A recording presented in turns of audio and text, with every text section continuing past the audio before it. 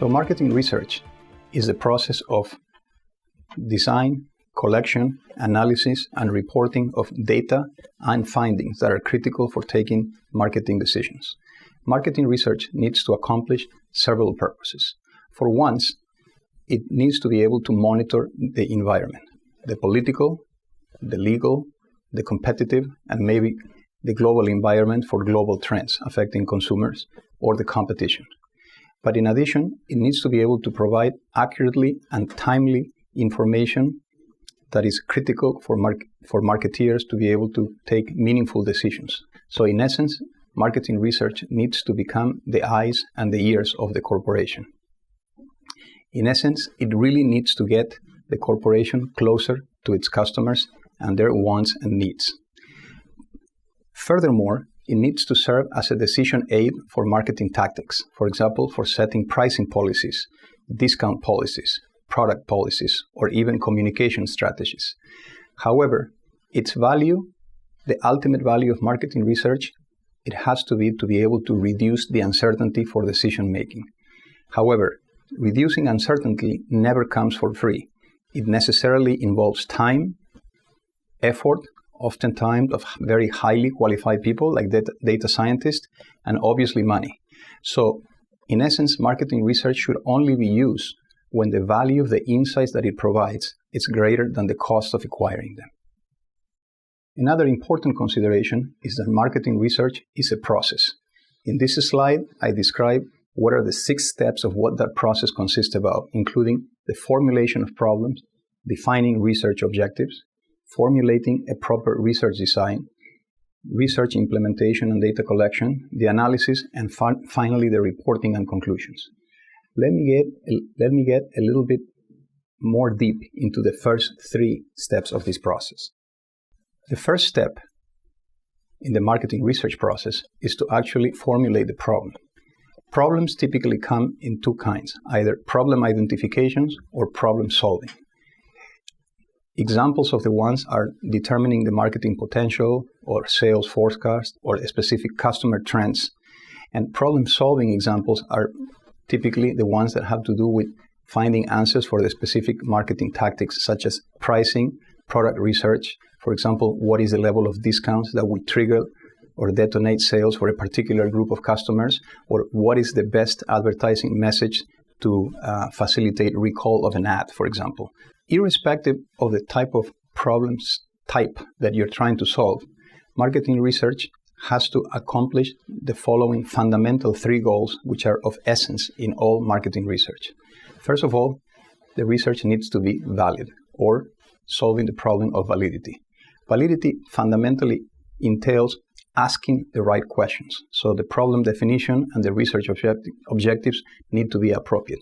For example, Levi's famously at the beginning of the 90s asked senior years in high school which they thought is going to be the most fashionable item in the upcoming years.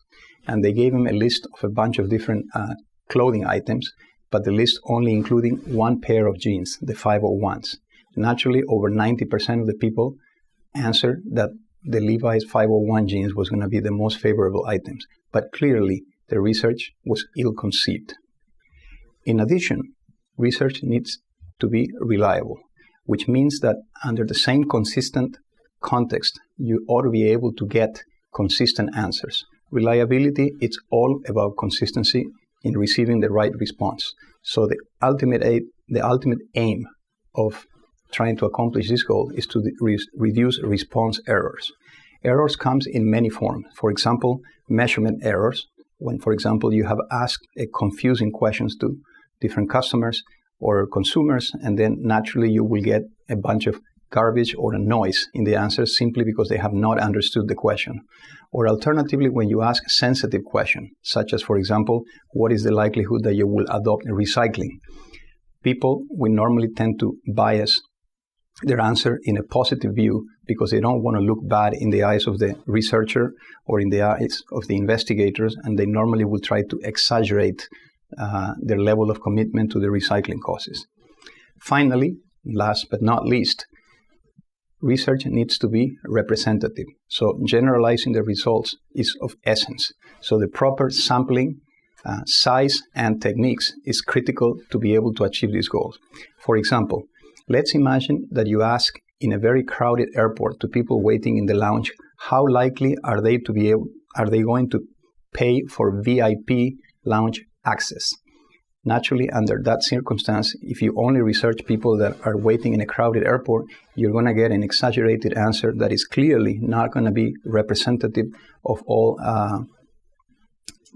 travelers. As you can see, marketing research can be plagued with plenty of errors of many sorts. It is not the purpose of this course to be able to go through all the different techniques and cover all the potential errors possible. You can do that by referring to any good marketing research book. But the purpose of this course is to make you aware that errors will naturally creep in whenever you're conducting marketing research. So third, let me talk about the different kinds of research methods. Marketing research designs can come in two forms: exploratory type of research designs and conclusive research designs. The two are very different. The conclusive research designs can furthermore be divided into two different types of methods: descriptive and causal methods.